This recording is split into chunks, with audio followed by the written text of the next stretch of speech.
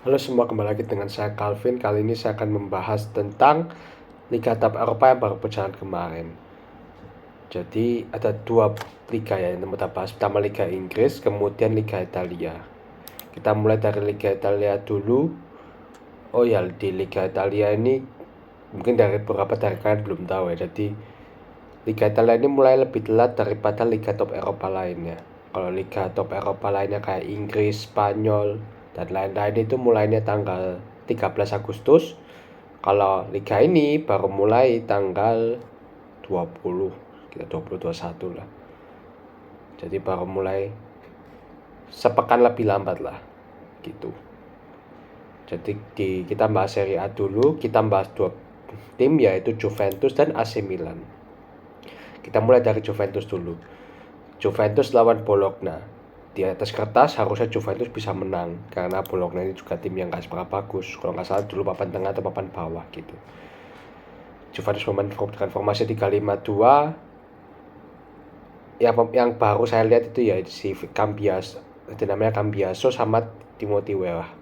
Bagi yang belum tahu, Timothy Weah itu anaknya George Weah, striker legendaris siapa itu AC Milan dulu.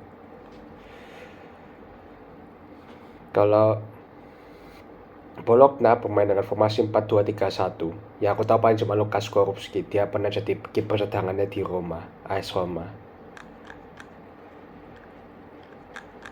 Ya kita langsung ke pertandingannya aja.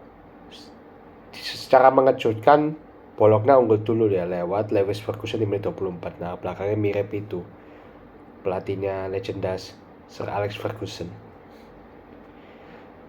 1-0 dan bertahan sampai babak pertama. Di babak pertama secara mengejutkan Juventus ketinggalan 0-1.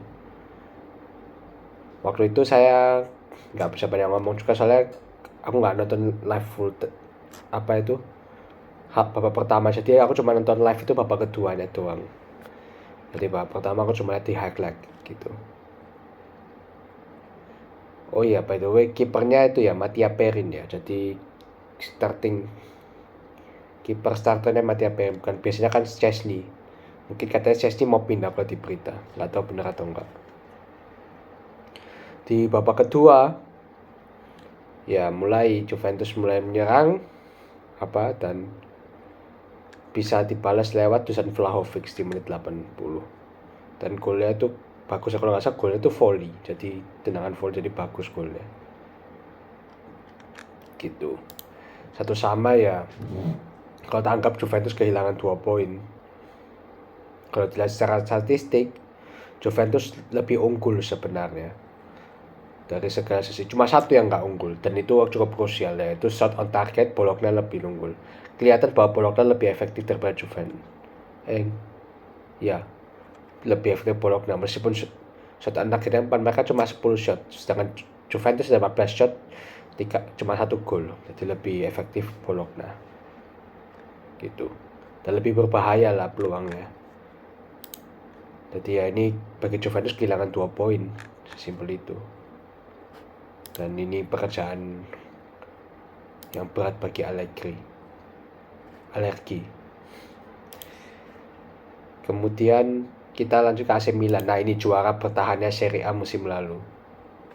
AC Milan ini aku ya jujur aku cuma nonton highlightnya, jadi aku pas nggak lama. Jadi kita bahas dari starting line up-nya dulu. Dari line up-nya ada yang baru ya, Loftus-Cheek dari Chelsea, pemain dari Chelsea dibeli yang baru, sama Reinders ini dari Belanda, dia main di AZ Alkmaar. Aku sempat baca di Wikipedia. Oh ya, sama satu lagi Christian Pulisic. Ini sebenarnya pemain cukup penting sebagai Chelsea, tapi dijual ya, nggak tahu lah, Chelsea mungkin kekurangan finansial. Sedangkan Torino bermain dengan formasi 3-4-2-1. Yang aku tahu paling cuma Nikola Vlasic ini dulu main di mana ya? Rasanya kok familiar. Oh, West Ham. Ya, pemainnya West Ham. Sekarang pindah ke Torino ternyata. Oke, kita lanjut ke pertandingannya. Ya, ini babak pertama sih banyak gol ya. Jadi dari Christian Pulisic menit 33, 3 menit berselang, Torino sempat mengejutkan. Jadi George ya, namanya Pers George ini berhasil cetak gol yang bikin kipernya Mike Maignan nggak terduga dia. Jadi bolanya kalau nggak salah kena rebound habis itu ditendang gol. Kemudian Milan dapat penalti. Giroud bahkan 2 lagi. Pertama Giroud gol 2-1 halftime. Di babak kedua 3-1 dulu ya. Di Theo Hernandez di menit 45 plus 2. Enggak sih, babak pertama tetap. Jadi babak pertama itu 3-1. Bukan 2-1, maaf. 3-1. Babak kedua dapat penalti lagi. Dan Giroud berhasil 2 kali memperdaya kiper. Dan aku lihat penaltinya ya. Penalti kedua itu cukup bagus Giroud itu. Itu gitu kipernya terdiam. Dia nggak berkutik dan ke atas itu gol yang bagus. Gol penalti yang bagus gitu bagi Giroud. 4-1 ya ini cukup bagus lah untuk sang juara bertahan, start yang bagus. Mereka sekarang berada di peringkat 1 ya, tapi ini masih 2 pekan. Anything can happen. Segala sesuatu masih bisa terjadi. Gitu. Oke, kita lanjut ke Liga Inggris. Seperti biasa, Liga Inggris kali ini pertama kita akan bahas ayam sayur alias Tottenham dulu. Jadi Tottenham ini lawan Bournemouth yang ya ini tim papan bawah sih, yang tim yang barusan dibantai Liverpool juga. Tottenham bermain dengan formasi 4-2-3-1 di bawah pelatih barunya Ange Postecoglou.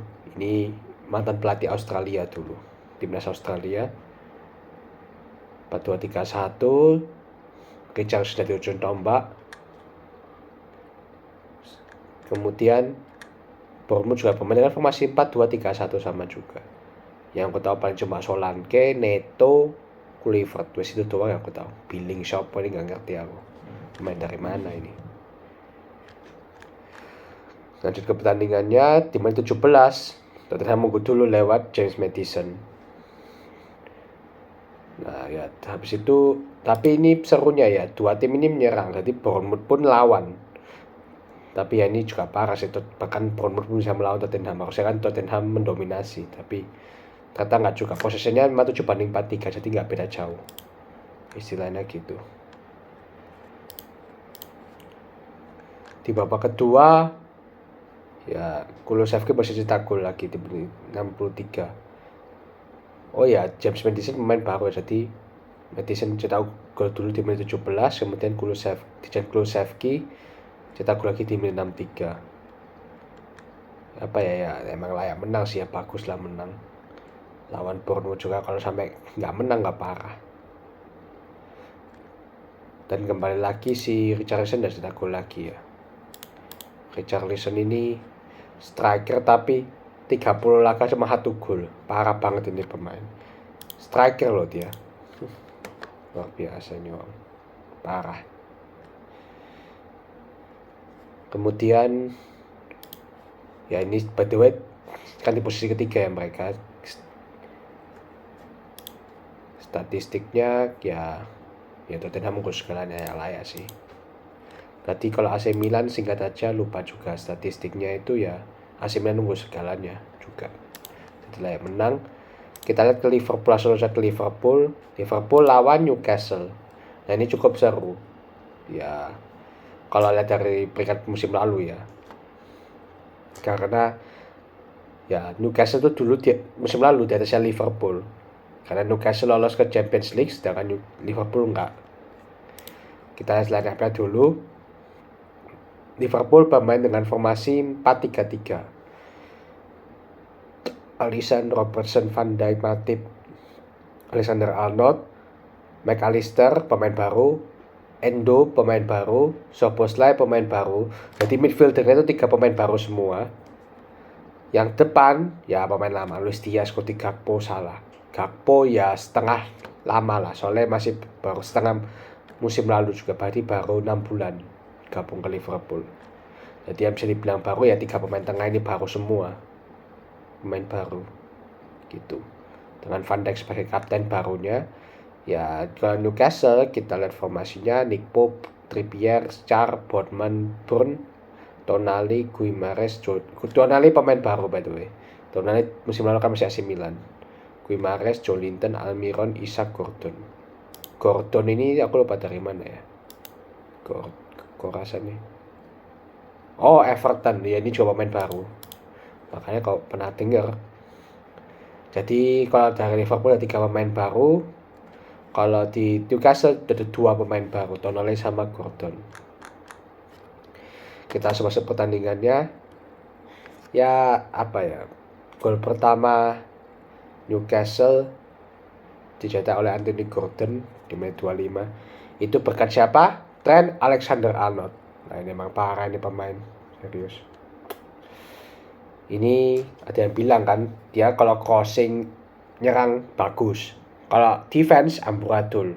Heran juga kenapa kalau masih pasang dia. Mungkin karena nggak ada penggantinya mungkin sih. Tapi parah sih, itu betul-betul. Jadi salah passing ke Arnold, harusnya kan dia tetap, itu bukan salah. Jadi salahnya Alexander Arnold karena dia nggak bisa dapat passingnya itu, makanya bolanya hilang, diambil sama Gordon kalau nggak salah dan gol 1-0, kena counter. Parahnya lagi Liverpool kena kartu merah berkat Virgil van Dijk di menit 28. Tapi sebenarnya itu kartu merahnya agak kejam, soalnya dia apa ya, bukan orang terakhir juga. Virgil van Dijk itu bukan orang terakhir di area pertahanan, kan wasitnya mikir dia orang terakhir, betul enggak. Jadi dia tuh sejajar sama si Robertson kalau nggak salah, posisinya itu sejajar. Jadi ada 2 orang yang menjaga, bukan cuma 1 orang, bukan Virgil van Dijk, bukan orang terakhir gitu yang menjaga pemain Newcastle. Jadi sebenarnya nggak layak dapat kartu merah, cuma ya sepak bola kadang-kadang bisa kejam gini. Ya bermain dengan 10 pemain Liverpool kesulitan. Bahkan kita halftime 1-0 ya. Babak kedua Liverpool diserang terus. Newcastle, syukurnya Newcastle banyak tendangan yang keburung, syukurnya. Bahkan ya Miguel Almiron 2 kali kena tendang ke langit. Kemudian sekalinya tiang. Kemudian bahkan dia di opo-opo istilahnya sekitar 30 menit babak kedua lah, sebelum Lord Nunes masuk. Ya apa ya, ini ya mungkin klub sudah desperate pingin cetak gol, jadi tambahin penyerang dan dapat gol. Akhirnya Nunes setelah sekian lama cetak gol lagi di menit 81 dari sisi kanan ya, 81. Dan kemudian di akhir babak kedua kita pikir kan ini bakal seri lah. Nunes cetak gol lagi di 90+3. Kali ini salah siapa? Bruno Guimaraes, karena dia yang kehilangan bola. Jadi lewat counter dari Nunes bisa cetak gol di sisi kanan. Dua-duanya by the way gol dari sisi kanan. Mungkin kelebihan Nunes di sana ya. Dan finishingnya itu bagus ya, emang kayak real striker gitu finishingnya. Kalau musim lalu finishingnya itu kena tiang atau nggak masuk, kalau kali ini masuk. Dan itu ya finishing seorang striker, seorang real striker kayak gitu. 2-1 ya, Newcastle ini parah juga ya, lawan 10 pemain kalah, memalukan juga. Dan ini kejeniusan klub juga. Padahal secara statistik ya kita bacain ya, Newcastle 23 shot. Ini menunjukkan puarah banget backnya Liverpool itu. Beruntung cuma kebobolan 1 gol.